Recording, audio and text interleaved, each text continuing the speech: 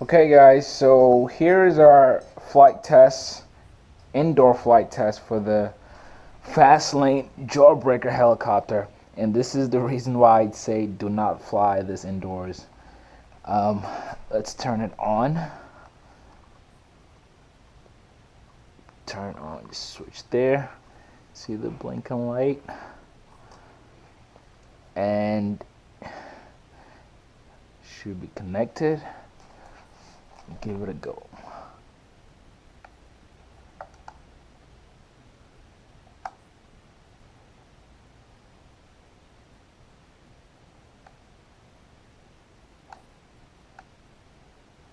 Takes a minute to connect actually. So let it give it time to connect to the helicopter. There you go.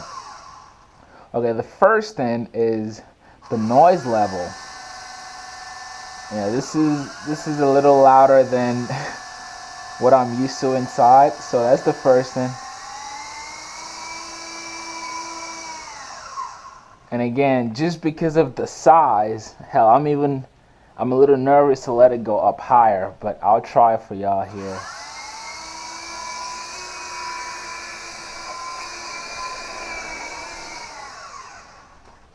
Let's get it back.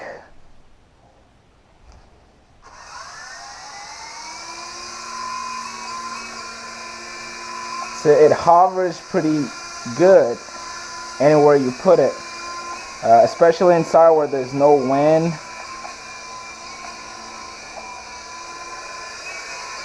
And it's pretty responsive inside. Let's get it up a little higher.